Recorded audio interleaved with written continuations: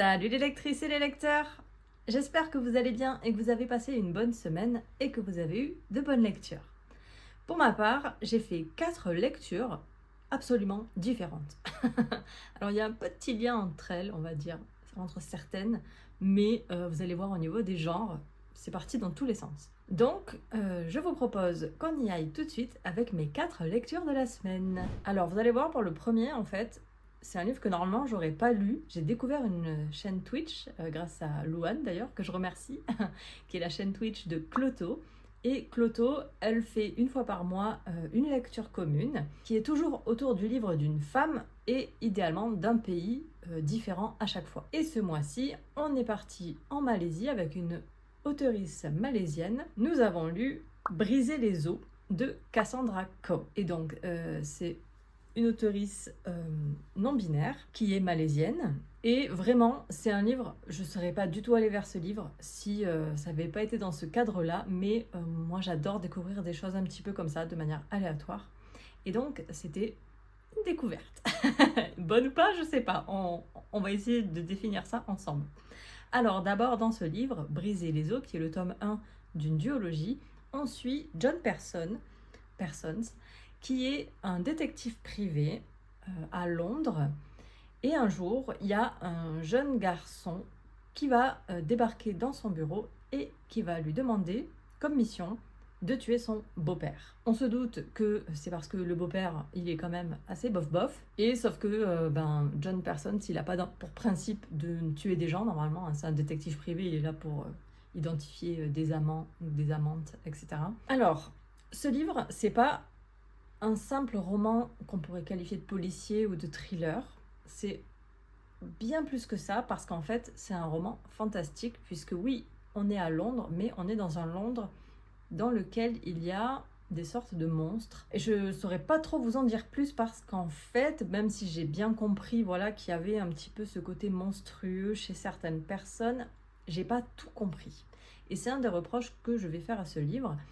Mais d'abord, ce que j'ai vraiment beaucoup aimé, c'est l'écriture. L'écriture et l'ambiance, je les ai trouvées incroyables. Vraiment, l'auteurice, et elle permet de s'immerger dans ce décor avec notamment les odeurs. J'ai trouvé qu'elle laissait beaucoup de place aux odeurs dans ce roman. Il y avait quelques descriptions qui étaient incroyables et le personnage principal y est très sensible aussi. J'ai beaucoup aimé l'écriture et aussi le fait qu'on est dans un roman très court et on rentre du coup directement dans l'action. Il n'y a pas de blabla, il n'y a pas de construction autour du personnage, non.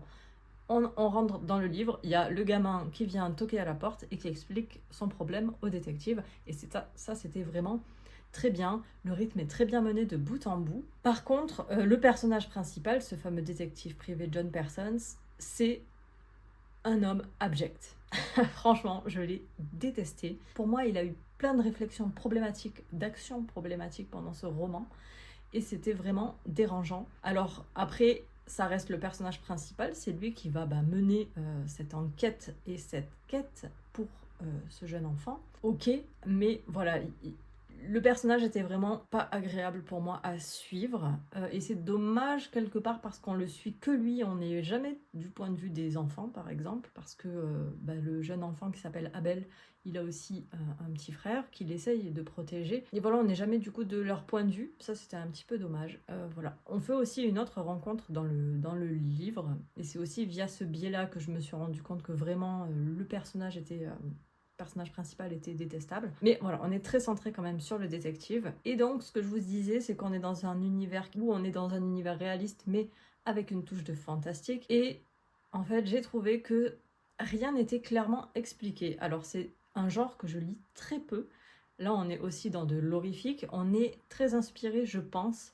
Je n'ai jamais lu, mais je pense que c'est inspiré fortement de Lovecraft. C'est en tout cas ce que j'ai pu lire quand j'ai fait quelques recherches sur l'auteurice et sur cette œuvre. Du coup, je suis pas habituée du tout à ce type de lecture et j'ai pas tout bien compris au final, à la fois le cadre fantastique, mais aussi qui était qui au final et qui agissait comment et pourquoi.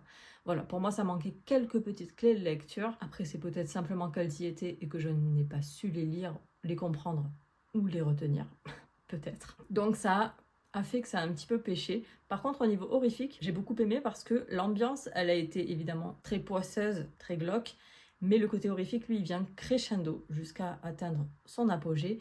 Et j'aime beaucoup quand c'est fait comme ça, surtout voilà, sur un livre assez court comme celui-ci. C'était très intéressant et ça montait vraiment petit à petit.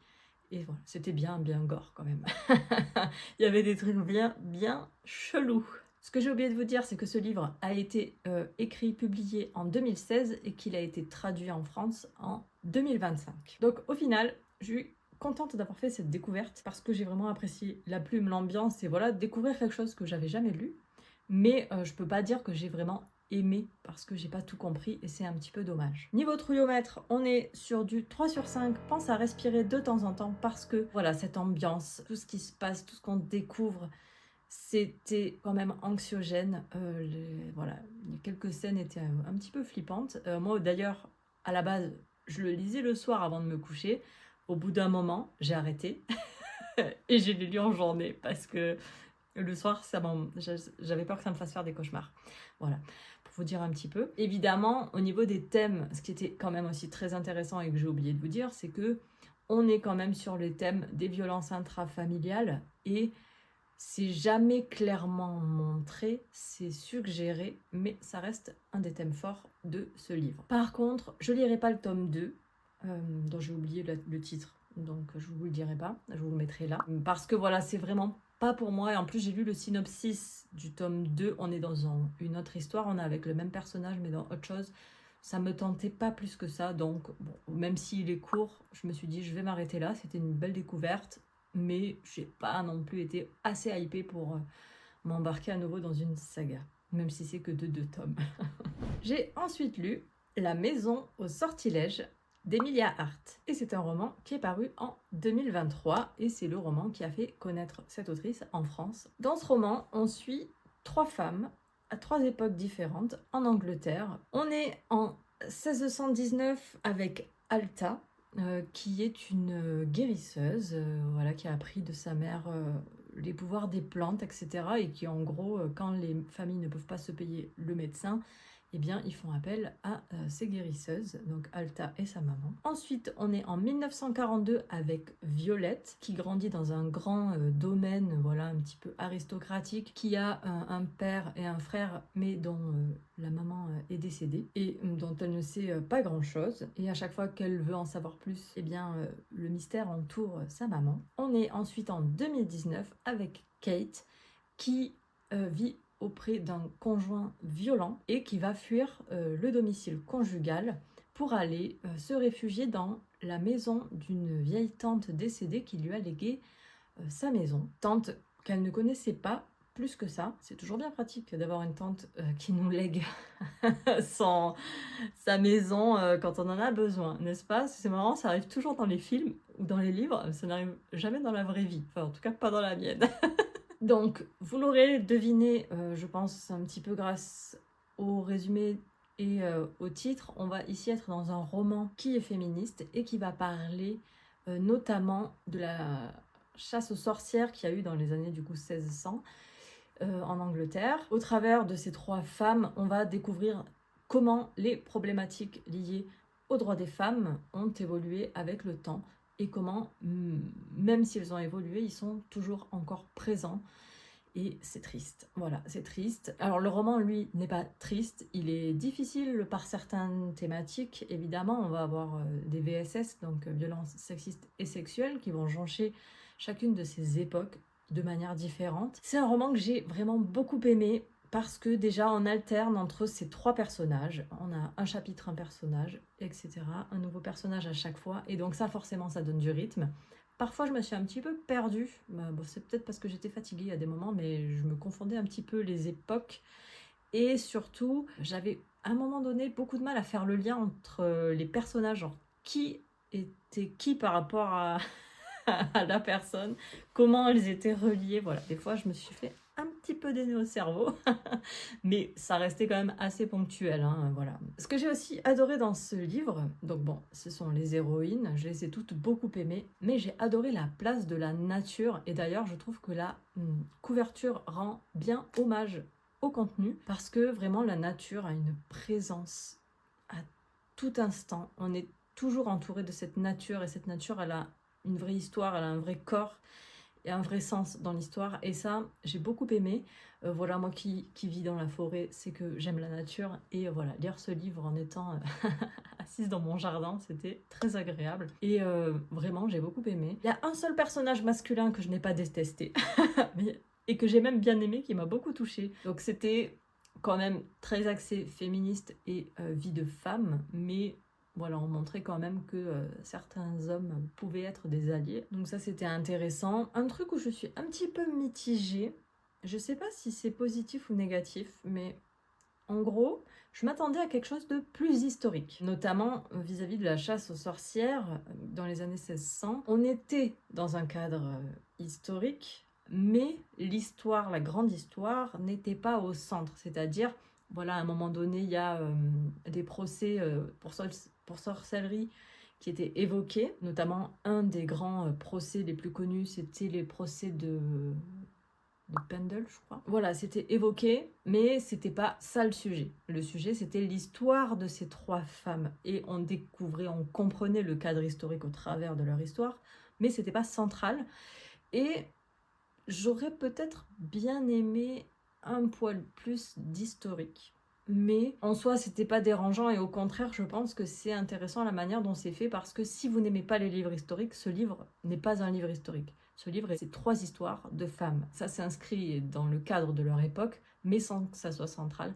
Donc voilà aussi en quoi c'est intéressant, mais moi qui aime bien apprendre des choses, là j'ai pas tant appris des choses sur l'histoire et notamment ces procès de sorcières là. J'aurais vraiment aimé en apprendre plus, mais du coup ça sera pas avec ce livre, il faudra que je lise un autre livre. D'ailleurs j'ai quelques idées, je crois que j'avais vu chez Les Library qui avait parlé d'un livre qui parlait de ce procès-là en Angleterre. Donc voilà, je me l'étais noté exprès. Donc voilà. Mais en tout cas, ça reste une excellente lecture. C'est le deuxième livre que je lis de cette autrice. J'avais d'abord lu Les Sirènes, que j'avais adoré, je l'avais écouté en audio. Celui-là, je l'ai lu en version papier et il va rester sagement dans ma bibliothèque avec tous mes petits livres féministes, là où il mérite sa place. Ce que j'ai oublié de vous mentionner, c'est que dans ce livre, on a aussi une petite part de fantastique et je pense que c'est important de le préciser parce qu'il ne faut pas y mettre les pieds si vous détestez ça. Moi j'ai beaucoup aimé parce que c'était fait avec parcimonie déjà. Il y avait un vrai sens à ce côté fantastique et voilà qui donnait un lien entre ces personnages intéressants.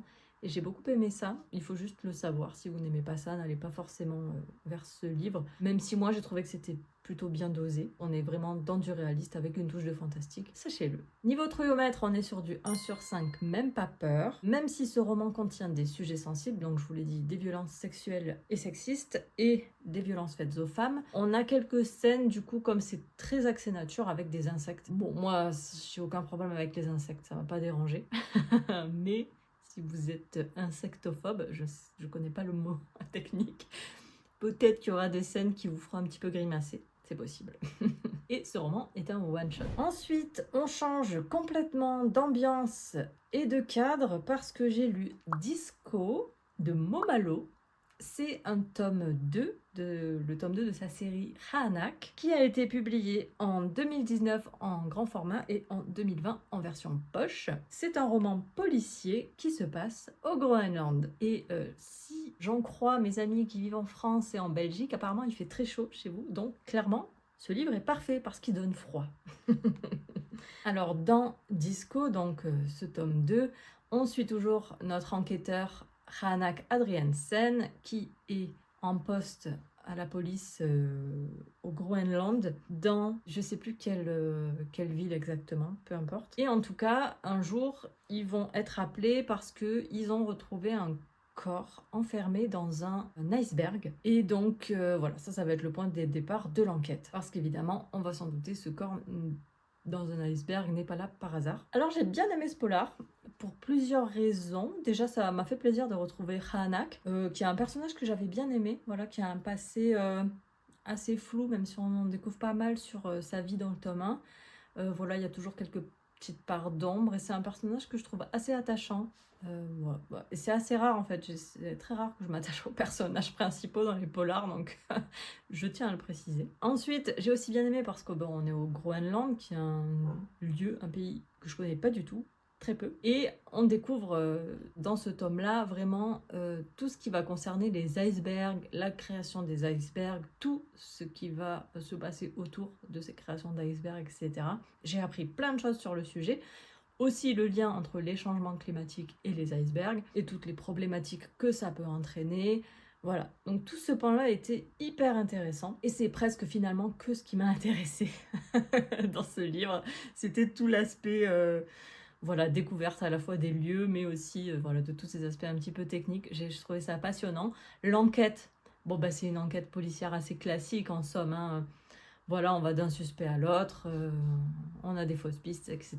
Ça, c'était pas révolutionnaire. Bon voilà, moi après, personnellement, j'ai pas été hyper convaincue par le chemin qu'a pris l'auteur.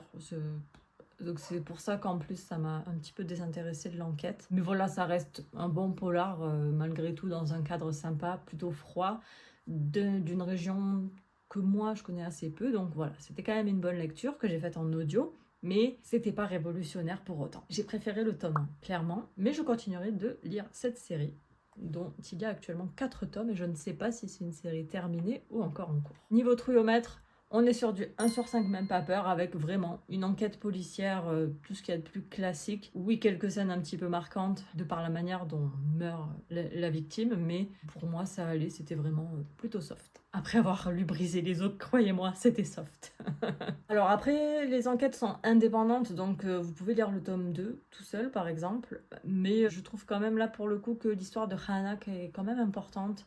Il vaut mieux les lire dans l'ordre. Voilà, d'autant que pour l'instant, en tout cas, il y a assez peu de tomes, donc pourquoi s'en priver? Autant quand s'il y avait eu 15 tomes, je vous aurais dit laissez tomber, lisez le premier qui vous vient sous la main. Autant là, ça peut être intéressant de commencer par le tome 1. Et en plus, moi, j'avais vraiment préféré le tome 1, donc je vous le conseille. Et pour finir ce petit point lecture, je vais vous parler du patriarcat des objets, écrit par Rebecca Handler. Et on est ici dans un essai féministe qui est paru en 2022 en Allemagne et en 2025 en France. Oui, en Allemagne parce que l'autrice est allemande. Alors, dans cet essai, on va, c'est dans le titre, parler des objets du quotidien qui ne sont pas adaptés aux femmes, tout simplement parce que tout est toujours normé par rapport aux hommes. Ça va s'appliquer à plein de choses et l'autrice va nous donner des exemples qui sont très nombreux. Par exemple, les tenues de sport, mettons les selles des cyclistes, sont toujours faits pour les hommes, jamais pour les femmes, et ça crée des problèmes aux femmes, surtout aux cyclistes professionnels, bien évidemment. On va avoir aussi l'exemple des médicaments qui sont testés que sur des hommes. Problème, on n'est pas tout à fait pareil, les hommes et les femmes. Donc ça aussi, ça peut créer des problèmes. Autre exemple, les vêtements, tout simplement, les vêtements. Pourquoi les jeans des femmes ont toujours des poches trop petites? Franchement, c'est relou, c'est relou. Et le pire, c'est que ça vient pas d'aujourd'hui, ça date d'il y a très longtemps. Et Rebecca Handler nous explique tout ça très très bien. J'ai vraiment appris beaucoup de choses dans ce petit essai, ce gros essai même. Il fait pas mal de pages, je crois, il fait 300 ou 400 pages. Attendez, est-ce que je l'ai noté là? Non, je ne l'ai pas noté. Donc voilà, c'était vraiment intéressant parce que l'autrice va aborder énormément de sujets, des choses qui vont vous sauter aux yeux en fait en le lisant. Moi, il y a des choses que je ne savais pas. Pourtant, voilà, maintenant, j'ai quand même lu quelques essais féministes. Hein. Je suis loin d'être une grande féministe dans mes connaissances. Mais voilà, je lis quand même pas mal d'essais, etc. Je m'intéresse au sujet. Là, j'avoue, j'ai appris plein de choses. Et ce que j'ai beaucoup aimé, c'est que tout est sourcé et les chiffres sont toujours sourcés, etc. J'ai bien aimé aussi parce que l'autrice, elle amène un petit peu d'humour, notamment dans ses notes de bas de page. J'ai trouvé ça sympa parce que bon, des fois, on est sur des thématiques qui sont pas forcément faciles hein, et un peu énervantes. Et donc voilà, elle vient rajouter un petit peu de... Alors soit un rire grinçant, voilà, soit juste un petit peu d'humour pour alléger tout ça. Ça c'était sympa. Après, c'est un reproche sans en être un, parce qu'en fait, tout dans cet essai était intéressant. En gros, tout m'a intéressé, aucun problème, mais en fait, on est sorti pour moi du cadre du titre. Le patriarcat des objets. En fait, l'autrice, elle allait beaucoup plus loin sur certains thèmes. Déjà, on n'était pas toujours que sur des objets. Par exemple, enfin oui, c'était toujours plus ou moins relié à un objet, mais voilà, parfois elle est partie sur des thématiques qui étaient plus vastes. Et donc ça noyait un petit peu pour moi le sujet. Et parfois, on n'était pas centré que sur le patriarcat, mais sur un problème sociétal beaucoup plus large, parce qu'en fait, elle a aussi parlé des personnes non hétérosexuelles, des personnes non blanches, hommes ou femmes, hein, et des personnes en situation de handicap, et qui ont en fait elles-mêmes leurs propres problématiques liées aux objets, à l'usage de l'espace public, etc. Et pour moi, presque toute cette partie-là, où chacune de ces parties aurait pu faire l'objet d'un livre, et elle aurait pu s'en tenir, pour moi, vraiment juste au fait d'être une femme dans ce monde. Et voilà. Parce que du coup, ça faisait énormément d'informations, énormément de sujets qui s'enchaînaient parfois un petit peu de manière one again. Et on n'approfondissait pas certains sujets que j'aurais aimé voir approfondis. Donc voilà, en gros, c'était un très bon résumé de plein de bons éléments. Il y a certains sujets qui étaient plus approfondis que d'autres, hein, pas de problème. Et comme je le répète, tout était sourcé, donc charge à moi après d'aller me renseigner plus si je le souhaite. Mais voilà, peut-être qu'on essaie plus fourni sur que vraiment le titre, le patriarcat des objets, aurait été pour moi plus intéressant. Et après, pourquoi pas, les autres problématiques pour les personnes non blanches, non hétérosexuelles et en situation de handicap, dans chacun avec son propre livre, parce que je pense qu'il y a énormément de choses à dire. Et d'ailleurs, elle le dit elle-même, elle est femme hétéro, cis, blanche, donc elle peut pas forcément... Oui, elle peut parler de ces sujets-là, mais c'est pas une experte du sujet, puisqu'elle elle n'est ni trans, ni noire, ni handicapée, donc voilà. Et au final, je me suis dit, ben, peut-être que cette partie-là, elle aurait juste pas dû la faire, et ben, la laisser à des personnes plus concernées, pourquoi pas. Alors évidemment, elle a donné des idées de lecture pour qu'on aille plus loin dans ces sujets-là. Et c'était pas non plus le plus gros de l'essai. Mais voilà, c'est le petit reproche que j'ai à faire sur ça. Mais j'ai vraiment appris plein de choses, j'ai beaucoup aimé. Je pense que c'est un essai qui est très accessible parce que c'est écrit de manière très fluide, très facile à comprendre. Et alors, est-ce qu'il faut avoir une base en féministe pour le lire? Je ne pense pas. Au contraire, ça peut être sympa de rentrer dans le féminisme par ces problématiques très terre-à-terre d'utilisation des objets, des outils qui sont pas adaptés quand on veut faire des travaux chez soi, ou enfin j'en sais rien, voilà. Au contraire, ça peut être une bonne porte d'entrée. Après, voilà, à des moments, elle utilisait des termes que je comprenais pas, qui n'étaient pas expliqués, mais alors c'est arrivé que très rarement. Charge à moi, encore une fois, d'aller chercher la définition. Et un autre tout petit reproche, mais ça, c'est normal, elle est allemande, c'est qu'elle utilisait beaucoup d'exemples qui se passaient en Allemagne. Elle faisait des références à des émissions, etc. Et je me suis dit, mais ça aurait été tellement bien si elle avait fait pareil avec la France. Alors, elle est allemande, donc c'est normal, elle prend son cadre de référence comme référence. Mais voilà, plein de fois, je me suis dit, ah là, j'aurais trop aimé vraiment avoir une ref bien française. Alors après, elle s'arrête pas à l'Allemagne, hein. Clairement, elle parle des États-Unis, elle parle... voilà, il y a plein d'exemples qui sont pris dans d'autres pays. Donc voilà, elle s'arrête pas à l'Allemagne, hein. Elle va prendre des exemples de plein de pays différents quand c'est pertinent, mais pour, on va dire, son cadre de base, c'est quand même l'Allemagne. Il faut le savoir. C'est pas dérangeant en soi, les notes de bas de page viennent un petit peu expliquer parfois quand il y a besoin que ça le soit. Donc voilà, ça m'a pas posé un souci de compréhension, mais j'ai eu ce petit truc de me dire, ah, là vraiment, j'aurais aimé qu'on me prenne un exemple français sur une émission, sur un film, etc.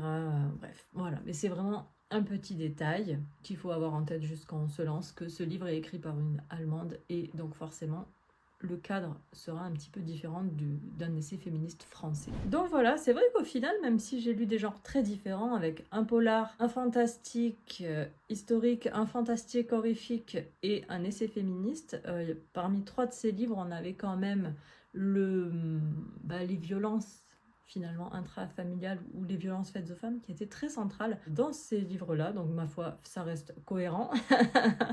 Et oui, je vous ai pas dit aussi pour Disco, mais Disco, je l'ai lu dans le cadre du challenge Lecture Nature, que je continue petit à petit, j'en suis à 8 livres lus, un abandon, donc je suis très contente. Alors bon, je crois que j'avais 19 bouquins dans ma pile à lire, donc je suis loin d'y arriver pour l'instant, mais voilà, j'ai quand même pioché plein de petits livres dans cette pile à lire de challenge, ce qui m'a voilà, toujours plus ou moins ramené à l'eau. Et d'ailleurs pour Disco, c'était vraiment une lecture idéale pour le challenge lecture nature sur l'eau, parce que Évidemment, on est là dans un univers qui est très aquatique, avec de l'eau à la fois liquide, à la fois de l'eau gelée, mais aussi où les changements climatiques ont un fort impact sur ce milieu. Et donc, c'était une lecture parfaite pour ce challenge. Je suis très contente de l'avoir faite. Et en plus, ça me fait avancer une saga. Et ben voilà, je ne vais pas épiloguer plus.